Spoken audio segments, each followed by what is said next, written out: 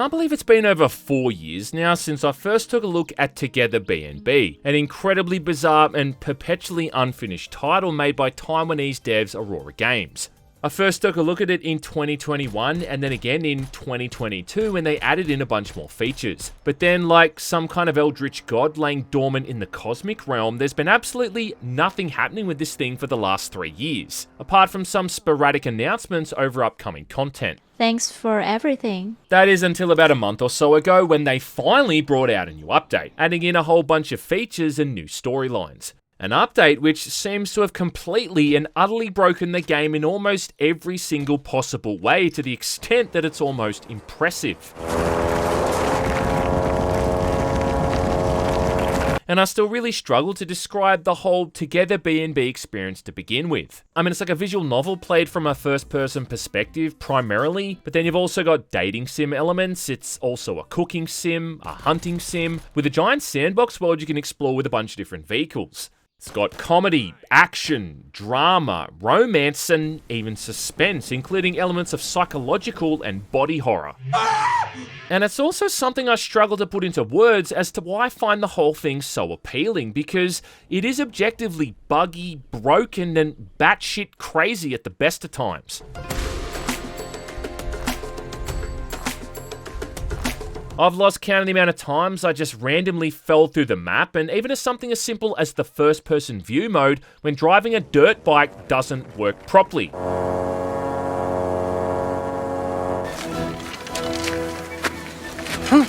But then again, I also owe this thing a debt of gratitude because it's no doubt responsible for a sizable chunk of views and subscribers from the couple of videos I've made on it in the past. I like it though. And as the saying goes, in for a penny, in for a pound. So why don't I at least try to make this thing into a trilogy and take one last look at Together BNB? I'd be right happy to. Anyway, let's return to the world of survival horror. Resident Evil.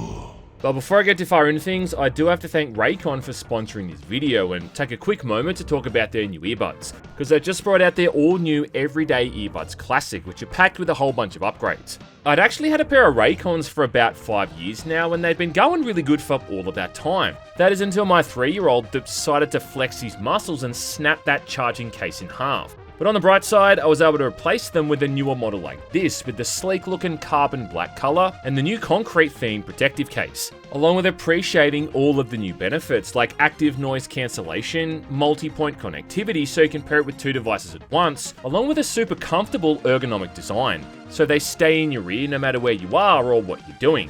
As well as having 32 hours of battery life with the case and a quick charge function, where charging them for as little as 10 minutes is going to give you 90 minutes of playtime. There's even this new awareness mode, so it lets you hear what's happening around you, depending on the background noise. Plus, they're super easy to pair as well. And even if you're over 30 feet away from your phone, the sound quality is still top notch. But I'd say the best thing about all of this is you're getting quality audio at half the price of the bigger premium brands, which means no more overspending just to get a great sound. 30 million customers sure can't be wrong, but even if these aren't for you, there's a 30-day happiness guarantee, so if you don't love them, refunding is easy. So if you're after a handy pair of earbuds for everyday activities, be it going to the gym or sitting at home editing on the computer like me, then the Raycon Earbuds Classic are the perfect fit, quite literally.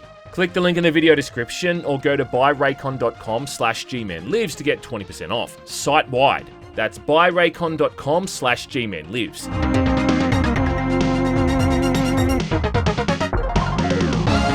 But before we get into things, let me just explain what Together BNB is all about, for people who might have not seen any of my previous videos.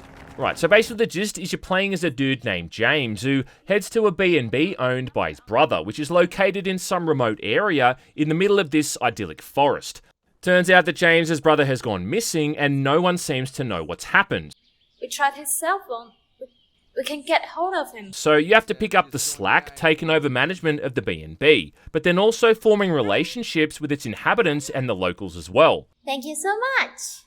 I want $10. Mainly though, just dealing with the 3 girls staying in the house with Nana, Emily and Vera. Hanging out with them one by one, giving them gifts, cooking for them before earning enough nice guy points to get them in the sack. Just kidding. And yeah, hey, what an absolutely relatable premise that one is. I mean, who hasn't found themselves stuck in an incredibly expensive and upmarket looking BNB with a bunch of supermodels that want to jump your bones? I mean, we've all been there, right guys? I have a lot of potential. You're also given free reign to explore the map at your own pace too, hunting down animals and selling their carcasses for spare cash like it's Far Cry 3. And also seeing what this empty, vacuous zone has to offer, which in reality is bugger all. But either way though, like, it was an interesting premise, and I was always holding out hope for there to be some kind of weird, horror-like twist. You know, where maybe it turns out that all the girls are cyborgs or something, and you're trapped in some kind of government-run simulation, which would at least explain why everyone acts so weirdly and robotic. Can you get me a glass of... Mostly it was just a whole bunch of wasted potential and a completely soulless backdrop, where you really felt like you were stuck in limbo, with a bunch of awkward sexual content shoved in there to try to distract the player from the game's many other shortcomings. Thanks. Great job. Well, one of the main things this new update tries to fix is by adding in more NPCs, so the world doesn't feel like it's on the brink of getting sucked into a black hole. So when you're driving around now, you'll even notice other cars moving about. Cars which may as well be driven by hamsters, because they're completely random and they barely seem to be able to stay on the road. And then what's even funnier is if you shoot any of them, it seems like they're made out of tissue paper, flying backwards dramatically from any kind of gunfire, just really breaking every possible law of physics they can. There's also vehicular destruction added in too, and if you damage any of these cars enough, then they'll soon explode.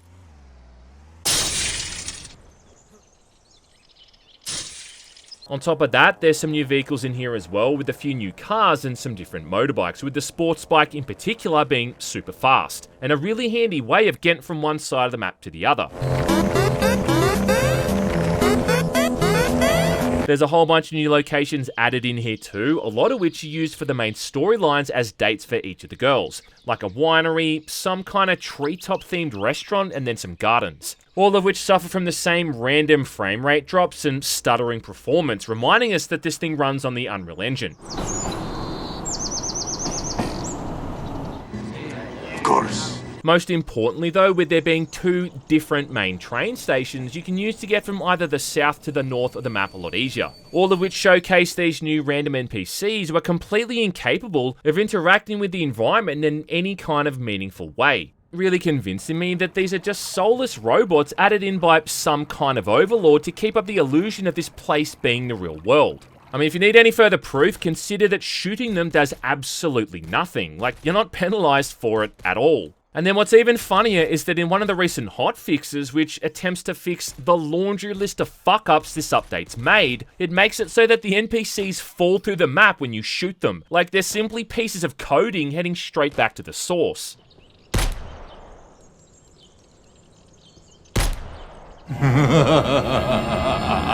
Off the back of that too, it's also worth mentioning they've added in updated weapon models and a brand new sniper rifle, even though this whole thing still feels unfinished with the player still having infinite ammo for some reason. And that's really the main factor connecting all of these new mechanics together, in that ultimately none of them ever seem to work properly or gel together cohesively. And it was like every single time I tried to check out something new in this game, it just ended up breaking things in a way that was often hilarious.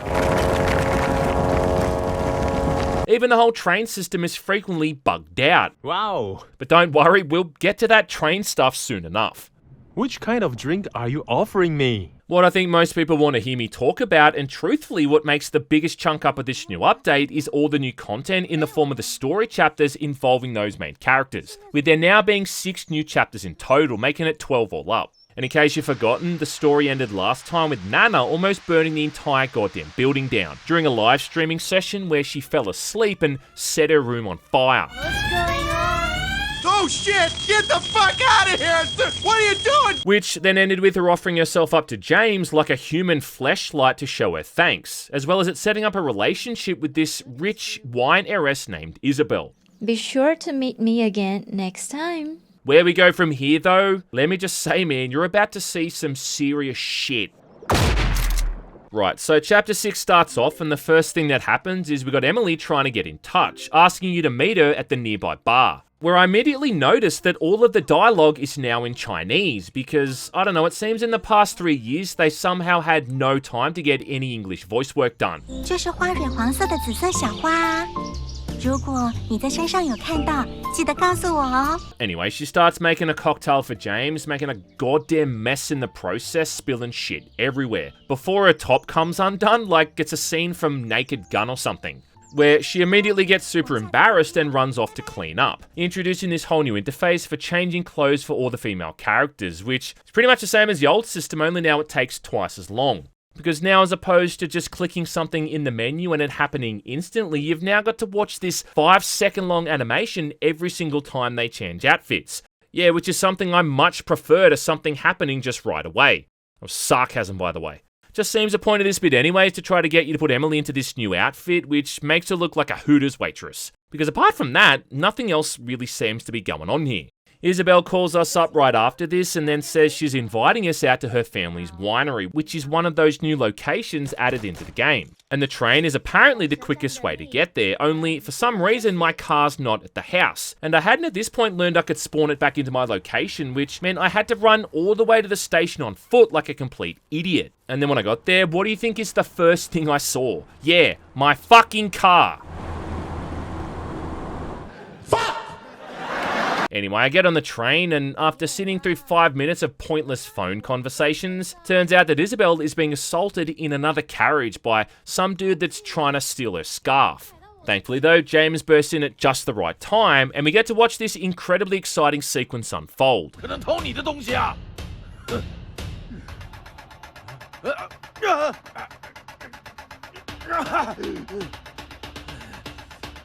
你他妈的是谁啊？ It then transitions to the both of them in a police car where we find out that the guy that attacked Isabel was apparently the boss of the local mine. Someone who the cops have been going after for ages but apparently never had any evidence to arrest the guy. And yet it turns out that trying to steal a scarf is all it took to bring down this fat asshole's reign of terror.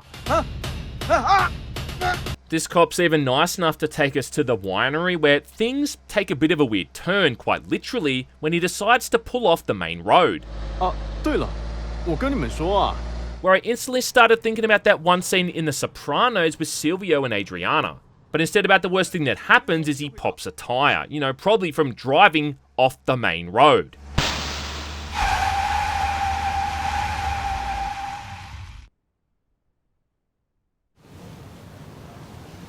Right. Where at this point, Isabel thinks it's a good idea to give James a quick bit of roadhead. All while this cop is hanging literally right outside the vehicle fixing the tyre, and could easily look inside at any time and see what's going on. And look, I'll admit, I'm not too up to date on my criminal law, but I'm pretty damn sure that getting your dick sucked in the back of a police cruiser ranks pretty high up there on offences. Anyway, soon it's back to daytime and we're at the winery where all of the trees look like they're made out of ants. And we find one of the workers taking a nap, a new character named Flora who we're going to be seeing a lot of from here on in. However, not right now because urgent business has come up and Isabel has to leave, forcing us to take the train home yet again. Meeting this creepy ass looking train worker called Tom who looks like he's about to tell me that he feels fantastic. Hey, hey, hey. It does introduce us, however, to one of the new mechanics when you're on the trains, which is the option to find and return someone's stolen goods. But also the much more important mechanic of being able to grope the female passengers at any time. Yeah, with this whole minigame where you gotta grab their boobs or butt without getting caught by anyone nearby. But I guess when you're forced to sit through a 15-minute long train ride, like, yeah, what else are you supposed to do to pass the time? Which kind of drink are you offering me? Luckily, I figured out that you can fast travel at any point to get off this thing, which I did. Heading back to the house where I immediately got a text from Ken, the owner of the grocery store, telling me that the sniper rifle my brother ordered way back when has now arrived. So I head on down to Logan's gun shop to pick it up, where we can again see the kind of high polish and quality you only see in a title like Together BNB. 男人拿在手上就是威啊！ But I will say that if nothing else, you are getting a pretty sweet new weapon here with this rifle, which admittedly makes hunting a whole lot easier, even though by this point that's almost a redundant mechanic. As soon as I head outside after getting the rifle, I conveniently hear someone scream nearby, who it turns out is Emily, who is down the road and in perfect view being attacked by a humorously sized wild boar. Luckily for her though, I spent way too much time playing CS 1.6 and poning noobs with the AWP, so yeah, taking out this thing is easy. Enemy down. Rushing over to make sure she's okay before then helping her home. Followed by me then creepily watching her from the balcony with my rifle like I'm the Scorpio killer from Dirty Harry.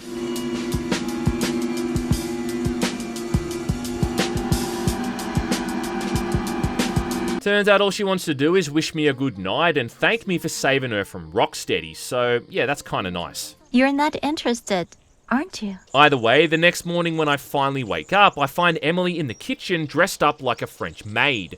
Holy Testicle Tuesday! With her having just made me a cake for breakfast. Yeah, cake, what am I, 12? She then more or less forces me to eat this crap until coming down with an apparent headache due to the trauma from that wild boar attack. Something she says can only be cured by essential oils because, I don't know, I guess she doesn't know that aspirin is a thing. Before I can leave for the store though, Nana calls me up and says she needs me to clean her room, which is a whole new minigame in and of itself, which, by the way, never comes back again.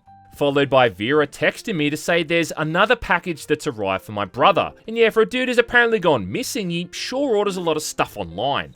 So I make my way downtown, walking fast, faces past to pick it up. Which turns out to be a camera, which is going to be put to use a hell of a lot in the near future. 是台相机哦。 Along with getting Emily's essential oils, which may as well be Rohypnol, because a quick whiff of this stuff and she instantly passes out. And yeah, I know I'm supposed to just simply put her back on her bed, but for old time's sake, I couldn't resist. Nana then catches me in the act and wants me to take her out so she can take a bunch of cosplay photos in this new outfit. You know, because she's a cosplayer and all that.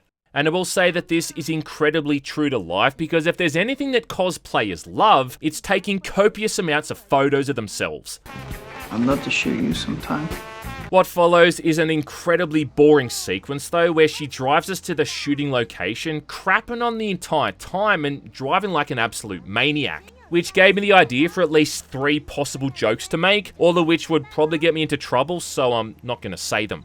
When we finally get there, like 2 hours later, I gotta stand there like an idiot while she slowly climbs up these ladders. And let me tell you man, you've got no idea how much willpower it took for me to not shoot at her while she was climbing one of these. And honestly, if the game didn't break every time I tried to save and load, well I probably would have given it a shot, no pun intended. At the top of all of this is where she wants to shoot these photos, which is another minigame, where you get to choose from a bunch of different poses and positions and trying to capture images which capitalize her best assets. After a certain amount of photos, the poses get a bit more suggestive and then before too long, she takes it up a notch and holy shit, what's going on with her head? For some reason too, despite me doing literally everything she's asked me to, she cracks the shits and then storms off, sending me back to the house where I get contacted by Vera yet again, now saying how she wants a bunch of photos taken as well. Thankfully though, this time it's on the top floor of the BNB near the pool, so I don't have to drive out to bumfuck nowhere for 15 minutes. Turns out too that she might be Jesus in disguise because it seems she's somehow able to float on water. I will admit here as well though that for a clearly lazily thrown together photo mode, it does at least have all the required features, like depth of field, different apertures and a whole heap of filters. And again, for like a small period of time here, I forgot how utterly broken the other 90% of the game is, which was the point where yet again the whole thing seemed to shit itself, forcing me to use the console to progress onward. This time sending me all the way back to the winery to meet up with Isabel, chatting to Flora along the way and following her through this area that looks like a Black Ops 2 map. Isabel eventually joins me for lunch and I gotta give credit where credit is due, man. Like this woman knows how to put out a good spread. Like check out all this food. We got roast chicken, we got lobsters, we got shrimp, we got ox penis? What? Yummy. Isabel's Uncle Rowan turns up looking like the Asian Elon Musk before she then has the bright idea of playing hide and seek. Again, what am I, 12? Which then all culminates in a grape stomping contest. Yeah, boy. And look, like I get that they're trying to pack in as many minigames as they can here to keep the whole thing interesting, but seriously, like what is the point of this? Like what is the goal here? What exactly are we trying to achieve? Oh, you know what? No, I get it. Okay, I see what's going on here.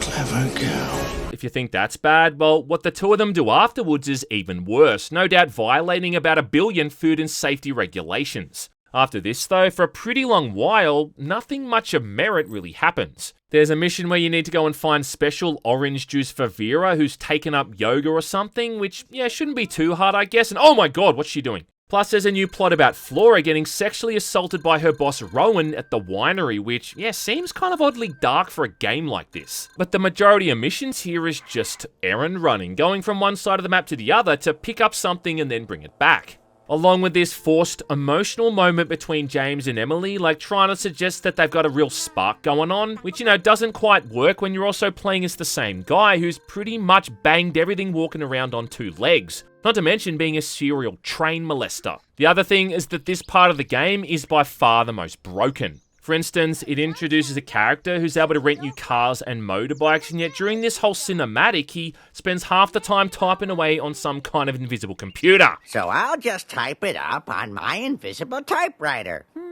And I don't even know what the hell's going on with the motorbike physics during this bit either. It's alive. It's alive.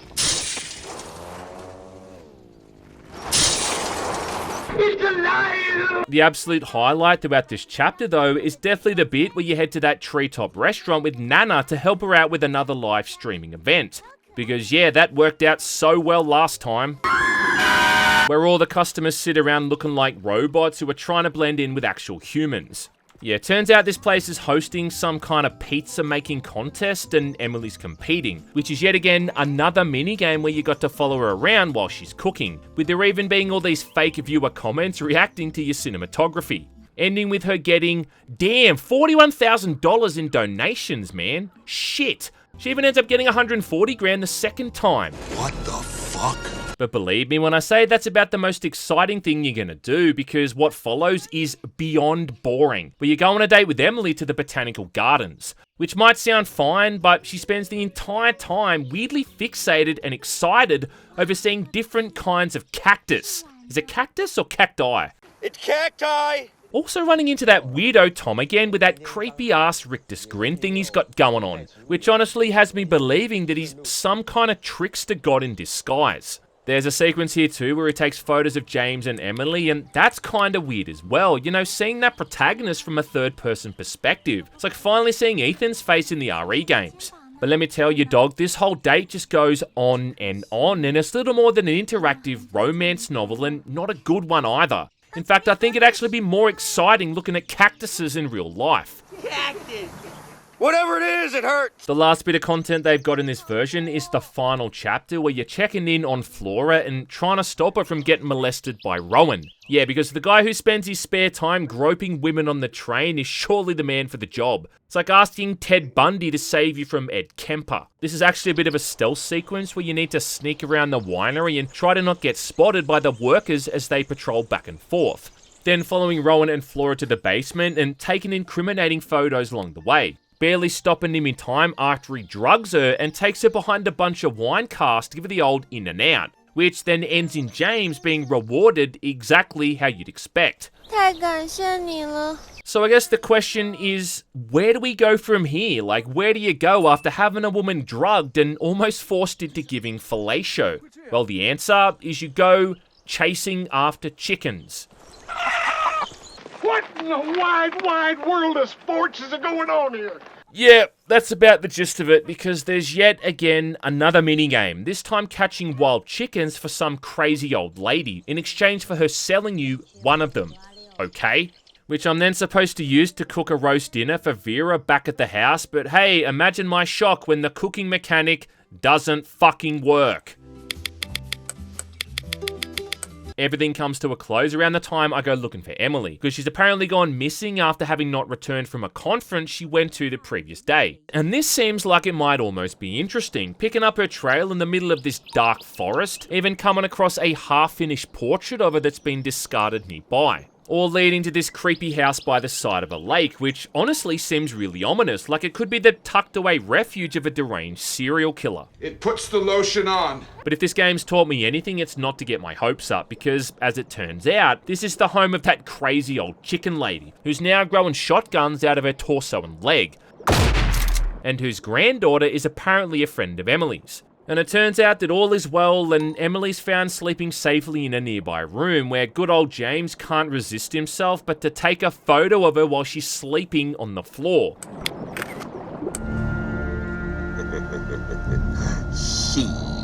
And yeah, that's it. That's the Together BNB 2025 experience. I played through the whole thing so you don't have to. What a pile of shit.